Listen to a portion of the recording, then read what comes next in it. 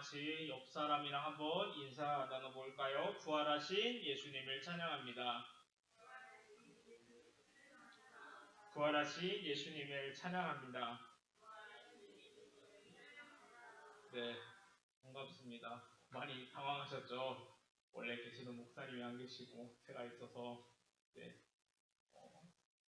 부활주일에 맞춰서 또 함께 제가 또 말씀을 전하게 되었습니다. 또 많은 은혜 받으시길 바라고요. 제가 지금 어른 예배, 공예배를 인도하는 것은 처음이라 많이 버벅입니다. 그래서 많은 또 양해를 부탁드리면서 오늘 부활 신앙에 대해서 한번 말씀을 나눠보도록 하겠습니다. 저는 학생부를 섬기고 있는 유치원 전도사라고 하고요. 11시 예배 때 밑에서 아이들과 함께 예배를 드리고 있습니다. 이 자리를 빌어서 우리 충북교회 미래의 우리 아이들에게 많은 관심과 사랑 그리고 기도를 부탁드리도록 하겠습니다. 흔히 기독교는 체험의 종교라고 합니다. 그런데 우리가 또 한 가지 알아야 하는 것은 기독교는 부활의 종교라고 하는 사실입니다. 부활은 수많은 종교 중에 오직 예수님을 믿는 종교들만이 가지고 있는 유일한 사상입니다. 부활절을 맞아서 그래서 우리가 부활 신앙에 대해서 함께 이야기를 나눠보고자 합니다. 흔히들 누군가를 표현할 때, 자신을 표현할 때, 야, 나 이거 빼면 시체야 라고 이야기를 합니다. 부자들은 난 돈 빼면 시체지 라고 이야기를 하기도 하고, 또 우리 어르신들 또 거하게 한잔 하시다 또 얘기할 때 나 의리 빼면 시체지 이런 식으로 소위 표현을 하시기도 합니다. 아무튼 이 시체라는 표현은 이렇듯 누군가가 가진 것을 엄청나게 강조해서 말하고 싶을 때 소위 이렇게 이야기하고는 합니다. 오늘 설교의 제목은 부활 빼면 시체입니다. 어디서 부활을 뺄까요? 바로 우리가 가지고 있는 종교, 기독교입니다. 제가 이 자리에 서서 감히 말씀드릴 수 있는 것은 기독교에서 부활을 빼면 시체, 정말 아무것도 아니라고 하는 것을 말씀드려봅니다. 그만큼 이 부활은 정말 우리가 예수님을 믿는 사람으로서 기독교로서 없어서는 안 될 중요한 사건 중에 하나입니다. 그러나 우리 삶에 이 부활이라는 단어는 우리 신앙생활에서 1년 중에 이 부활주의를 제외하면 그렇게 많이 이야기가 되고 있는 것 같지는 않습니다. 그러나 이 부활의 소식은 누군가의 삶을 변화시키기도 했습니다. 오늘 읽은 고린도전서는 이 바울이라고 하는 사람이 쓴 편지 중 하나입니다. 즉 우리가 읽고 있는 성경은 이 바울이라고 하는 사람이 고린도 교회에 쓴 편지라고 할 수 있겠습니다. 그 중에서도 오늘 읽은 말씀은 부활장으로도 잘 알려진 말씀입니다. 고린도전서 15장 3절에서 8절을 좀 길지만 함께 읽어보도록 하겠습니다. 시작! 내가 받은 것을 먼저 너희에게 전하였느니 이는 성경대로 그리스도께서 우리 죄를 위하여 죽으시고 장사 지낸 바 되셨다가 성경대로 사흘 만에 다시 살아나사 게바에게 보이시고 후에 12 제자에게와 그 후에 500여 형제에게 일시에 보이셨나니 그 중에 지금까지 대다수는 살아있고 어떤 사람은 잠들었으며 그 후에 야고보에게 보이셨으며 그 후에 모든 사도에게와 맨 나중에 만삭되지 못하여 난 자 같은 내게로 보이셨느니라. 아멘. 18절 그대로 띄우시고요. 우리가 잘 알고 있는 이 말씀입니다. 그런데 이 바울의 고백을 한 번 더 눈여겨서 읽어보셨으면 좋겠습니다. 맨 나중에 만삭되지 못하여 난 자 같은 내게도 보이셨느니라. 아멘. 우리는 예수님의 부활을 믿습니다. 그죠? 그리고 많은 선진들과 초대교회의 사람들 또한 그랬습니다. 그러나 오늘 바울의 진술에 의하면 바울은 부활하신 예수님을 직접 보았다라고 진술합니다. 그리고 자신을 사도라고 지칭하기도 합니다. 그러나 우리는 알고 있습니다. 바울은 부활하신 예수님을 실제로 만났던 사실이 없다는 것을요. 그러면 한 가지 의문점이 생기게 됩니다. 한 가지 궁금해지죠. 바울은 어떻게 이 부활하신 예수님을 만났다고 주장하는 것일까요? 우리는 꺼주셔도 됩니다. 우리는 바울이 어떤 사람인 줄은 조금은 알고 있습니다.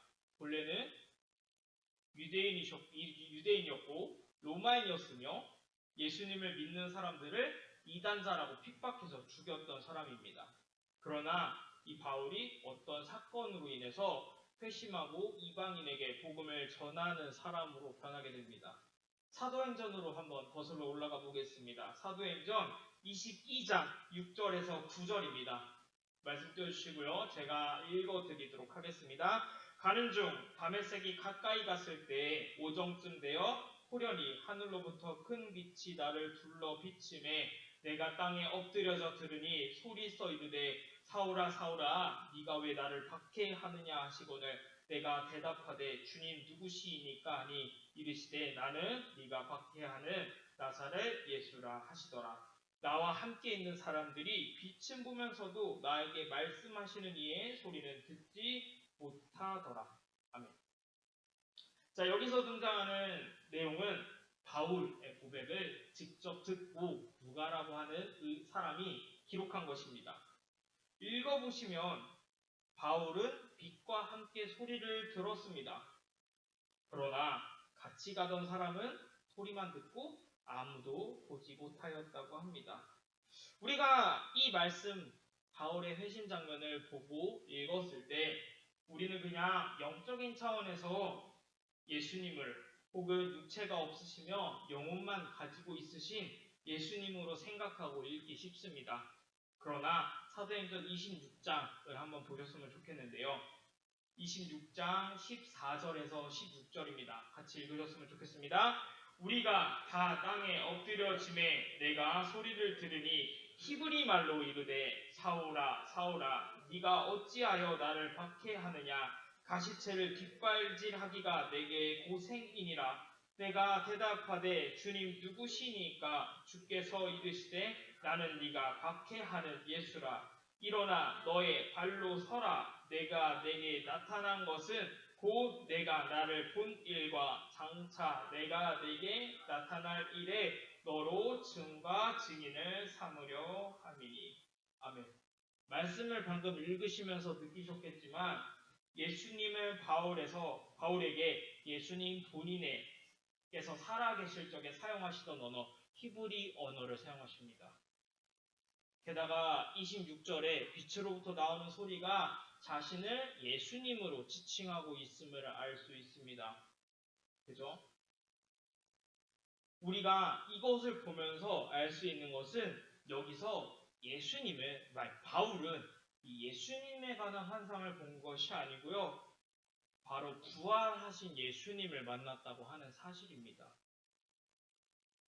그렇게 바울은 이 바로 고린도전서 오늘 읽었던 말씀의 고백처럼 자신 또한 부활하신 예수님을 만났다라고 이야기하는 것입니다. 즉 바울은 회심할 때 부활하신 예수님을 직접 만났으며 이 부활하신 예수님을 보고 직접 본인의 삶을 변화시켰던 그런 한 사람이기도 했다는 것이죠. 그 한 번에 부활하신 예수님을 만났던 그 사건이 바울의 인생을 송두리째 바꿔놨습니다. 자, 시간이 흘러서 예수님이 부활하신 지 20년이 지나 바울은 편지를 하나 쓰게 됩니다. 그 편지는 우리가 오늘 읽은 말씀 고린도전서입니다. 본문의 말씀을 다시 한번 읽으셨으면 좋겠는데요. 15장 12절에서 15절입니다. 그리스도께서 죽은 자 가운데서 다시 살아나셨다 전파되었거늘 너희 중에서 어떤 사람들은 어찌하여 죽은 자 가운데서 부활이 없다 하느냐. 만일 죽은 자의 부활이 없으면 그리스도도 다시 살아나지 못하셨으리라. 그리스도께서 만일 다시 살아나지 못하셨으면 우리가 전파하는 것도 헛것이요 너희 믿음도 헛것이며 또 우리가 하나님의 거짓 증인으로 발견되리니 우리가 하나님이 그리스도를 다시 살리셨다고 증언하였습니다. 만일 죽은 자가 다시 살아나는 일이 없었으면 하나님이 그리스도를 다시 살리지 아니하였습니다. 아멘. 다시 돌아와서 이 고린도 교회는 어떤 교회였냐면요, 이방인들이 모여서 이룬 교회였습니다. 이 고린도라는 도시는 굉장히 큰 도시였으며 그렇기에 많은 성도들이 모였지만 그럼에도 불구하고 이 고린도 교회에는 많은 문제들이 있었습니다. 그중 하나의 문제로 다루어진 것은 뭐였냐면요, 바로 죽은 신자들의 부활 문제였습니다. 죽은 신자들의 부활 문제였습니다.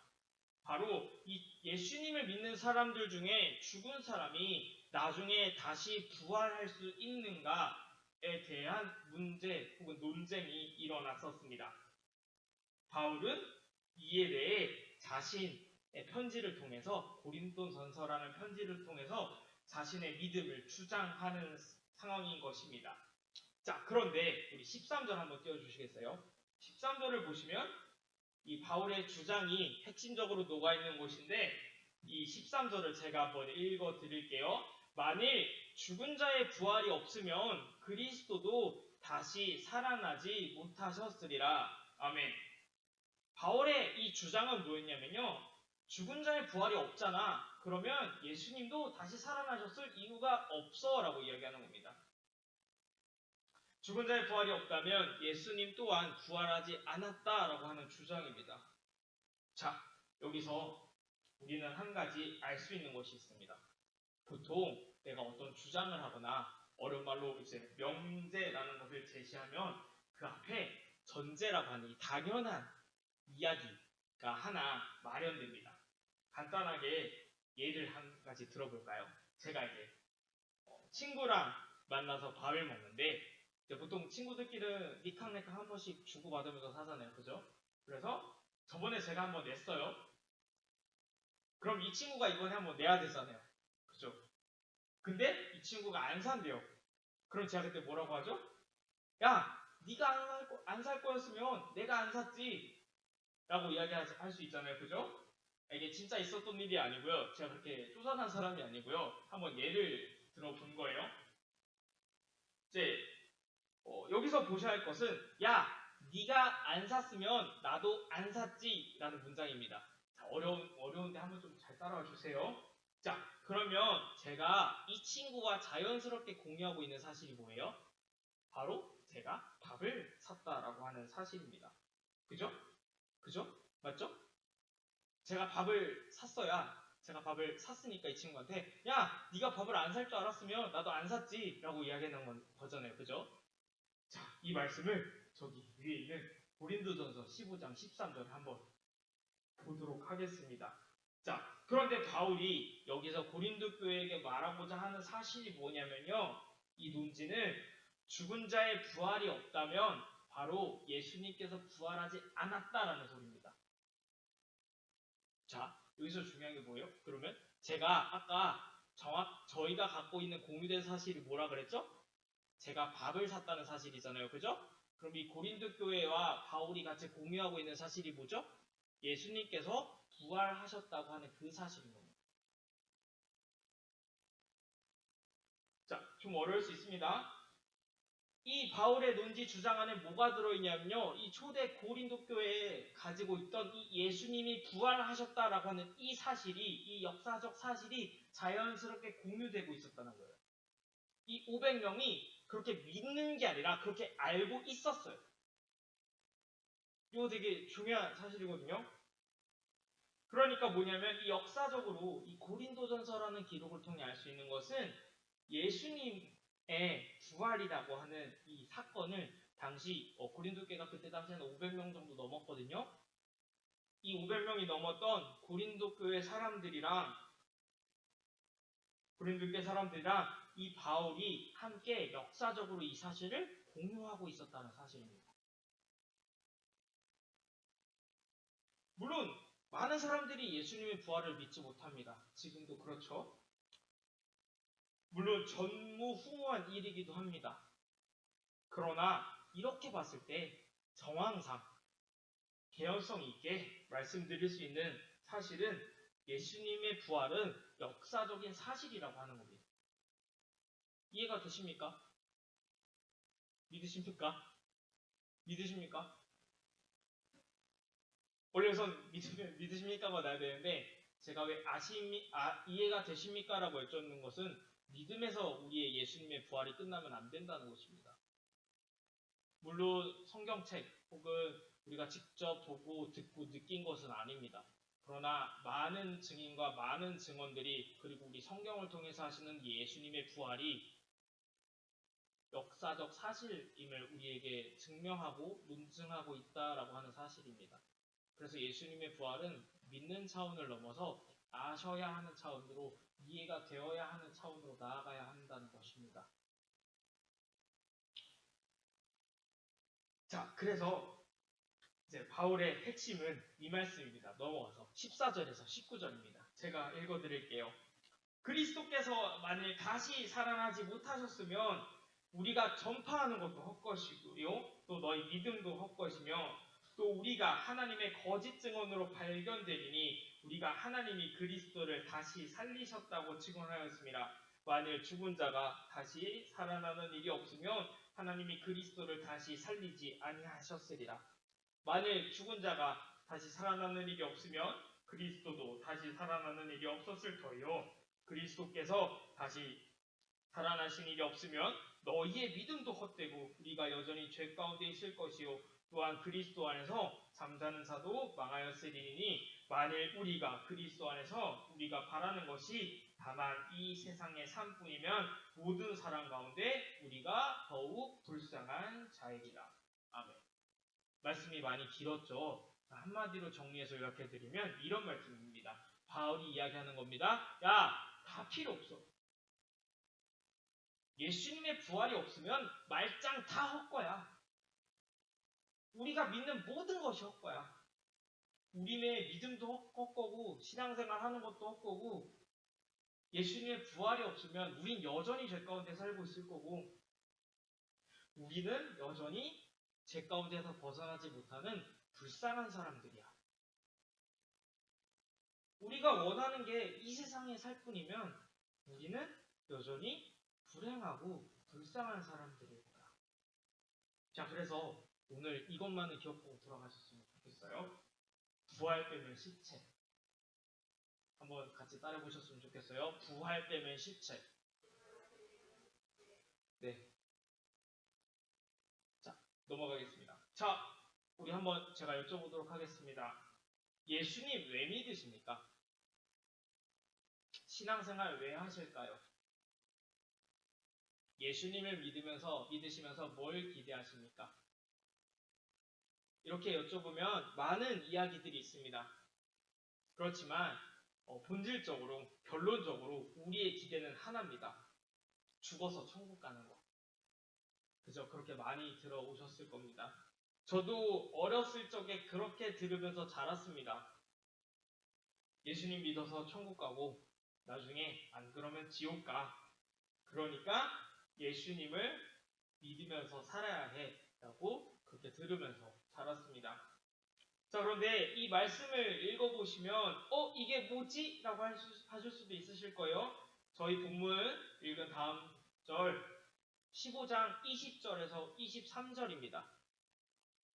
자, 제가 읽어드릴게요. 그러나 이제 그리스도께서 죽은 자 가운데서 다시 살아나사 잠자는 자들의 첫 열매가 되셨도다. 사람이 한 사람으로 말미암았으니 죽은 자의 부활도 한 사람으로 말미암는도다. 아담 안에서 모든 사람이 죽은 것 같이 그리스도 안에서 모든 사람이 삶을 얻으리나. 그러나 각각 자기 차례대로 되리니 먼저는 첫 열매인 그리스도요. 다음에는 그가 강림하실 때에 그리스도에게 속한 자요. 아멘. 23절 계속 띄워주세요. 바울이 고린도전서를 통해서 말하고 있는 것은 이것입니다. 야, 예수님이 부활한 것처럼 예수님이 잠자는 자의 첫 열매가 되셨던 것처럼 예수 안에 속한 자들, 예수님을 믿는 사람들, 성령 안에 속한 사람들 우리 다 부활할 거야 라고 이야기하는 겁니다. 예수님께서 재림하실 때, 다음에는 그가 강림하실 때 그리스도에게 속한 자들이 각각 차례대로 예수님이 첫 열매를 맺으셨던 것처럼 우리도 열매를 맺을 거야 라고 얘기하는 것이 이 바울이 가지고 있던, 그리고 오늘날 우리가 가져야 할 부활의 신앙인 것입니다. 우리는 흔히 이제 지하철에서 혹은 밖에서 어디론가 갈 때에 이제 거리를 다니시면서 전도하시는 분들을 흔히 보셨을 것 같습니다. 그래서 우리는 간혹 전도할 때 이렇게 지하철의 푯말에 예수천당, 불신지옥 이런 말을 이렇게 걸어서 놓고 혹은 몸에 이렇게 걸어놓고 돌아다니시면서 전도하셨던 분들이 있으셨을 겁니다. 또한 우리는 간혹 전도할 때 예수 믿고 천국 가세요 라고 하시는 분 또한 있으실 겁니다. 그런데 실은 이 예수 믿고 죽어서 천국 간다 라고 하는 이 복음이 틀린 말은 아니지만 정확하게 얘기하면 반쪽짜리 복음입니다. 왜냐하면 이 안에는 부활이 들어가 있지 않기 때문이죠. 자, 우리가 흔히 알고 들어왔던 복음을 생각한다면 우리가 들었을 때 단순하게 우리의 영혼이 천국으로 가는 것으로 생각하고 있으셨을 겁니다. 그런데 바울이 말하고 있는 복음, 그리고 하나님께서 성경을 통해 우리에게 말씀하시고 있는 복음은 이것입니다. 바로 예수님께서 이 땅에 다시 오시는 그날에 예수님께서 재림하실 때에 바로 우리가 예수님을 믿는 사람들이, 성령님과 함께하는 사람들이 부활한다고 하는 사실입니다. 그래서 예수님의 재림을 기다리면서 예수님께 속해서 사는 이 삶, 이 바로 부활의 신앙이요, 재림의 신앙이요, 우리가 지금 가져야 할 신앙인 것입니다. 그래서 우리가 흔히 알고 있는 천국 간다 라고 하는 말은 실은 성경이 하는 말과는 조금 다른 말입니다. 마태복음 4장 17절을 제가 한번 읽어드릴게요. 이때부터 예수께서 비로소 전파하여 이르시되 회개하라, 천국이 가까이 왔느니라 하시더라. 아멘. 천국을 죽어서 가는, 흔히 우스갯소리로 말하는 요단강을 건너서 가는 장소를 뜻하는 것이 아닙니다. 바로 예수님께서 이 땅 가운데 재림하실 때에 우리가 부활을 한 후에 하나님의 통치를 온전히 느끼는 이곳, 지금 우리가 살아있는 이곳이 바로 우리가 미래에 온전히 경험할, 우리가 있을 하나님의 나라입니다. 그래서 예수님께서 천국이 저기 있다라고 하지 않습니다. 천국이 가까이 왔다라고 이야기하시는 겁니다. 보통 이 말씀을 들으시면 좀 많이 당황해 하십니다. 혹은 이게 뭐지? 라고 하시는 분들이 있으세요. 그런데 실은 우리는 이미 이렇게 기도해 오고 있었습니다. 마태복음 6장 10절 말씀입니다. 다 같이 읽으셨으면 좋겠습니다. 나라가 임하시오며 뜻이 하늘에서 이루어진 것 같이 땅에서도 이루어지이다. 아멘. 어디서 많이 보셨죠? 네, 맞습니다. 주기도문입니다. 여기서 말하는 나라라는 것은 하나님의 나라를 이야기합니다. 흔히 우리가 알고 있는 천국이라는 것을 이야기합니다. 그리고 그것을 구체적으로 하늘에서와 같이 땅에서도 이루어지게 해주세요 라고 하는 이 기도가 바로 이 땅에 하나님의 나라가 온전하게 역사하게 해주세요 라고 기도하는 것입니다. 우리 맨날 외우니까 별 의미를 생각해보지 않으셨죠? 저도 어렸을 때 신앙생활했을 땐 그랬는데요. 우리가 드리고 있는 이 주기도문이 실은 예수님의 재림을 원하고 우리가 다시 부활할 것이라는 이 마음의 염원을 담아서 드리는 이 기도인 것입니다. 그래서 성경은 분명하게 우리의 부활을 이야기하고 있습니다. 로마서 8장 11절입니다. 같이 읽으셨으면 좋겠습니다. 예수를 죽은 자 가운데서 살리신 이의 영이 너희 안에 거하시면 그리스도 예수를 죽은 자 가운데서 살리신 이가 너희 안에 거하시는 그의 영으로 말미암아 너희 죽을 몸도 살리시리라. 아멘. 성경은 이렇게 우리에게 부활이라는 것을 우리에게 이야기하고 있습니다. 부활은 예수님의 부활로 끝나지 않습니다.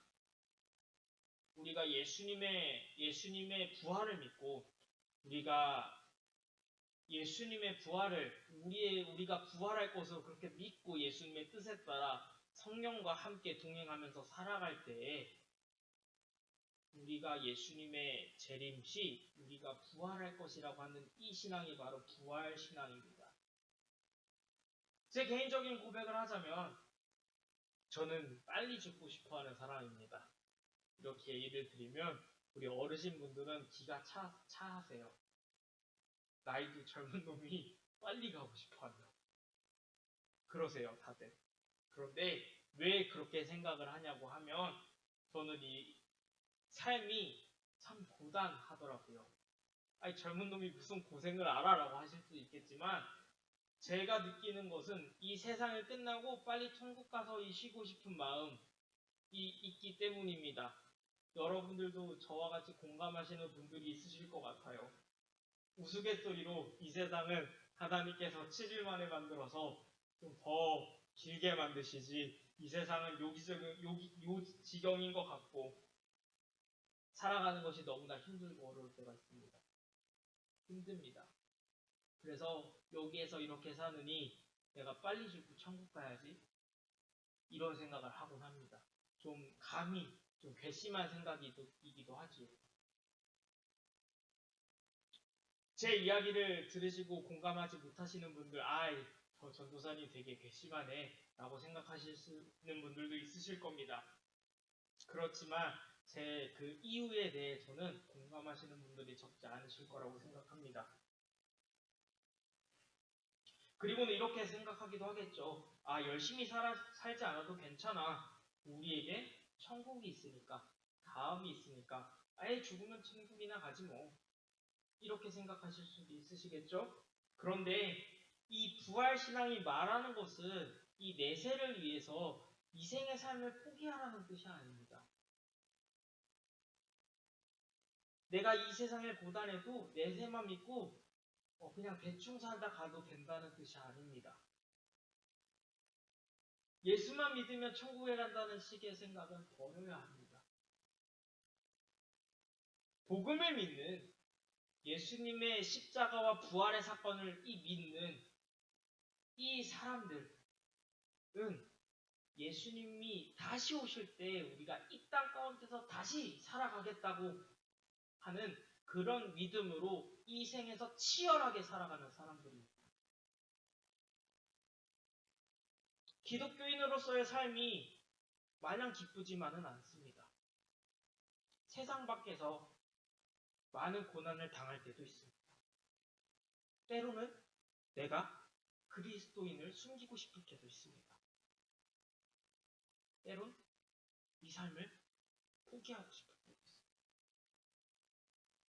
그렇지만 우리가 오늘 읽은 이 말씀 그리고 묵상을 통해 우리가 부활의 신앙을 가진다면 우리가 비록 예수님을 믿으면서 이 사는 삶이 치열하며 세상 사람들과 다를 바는 없는 것 같고 하나님이 우리의 삶에 대해서 침묵하고 있으신 것 같아도 그럼에도 불구하고 부활하신 예수님을 다시 한번 생각해 본다면 우리가 제대로 된 이 부활신앙을 가지고 있는다면 우리에게는 그래도 소망이 있습니다. 이 부활의 신앙과 이 소망을 가지고 살아가는 우리 충북교회 성도님들이 다 되시기를 축복합니다.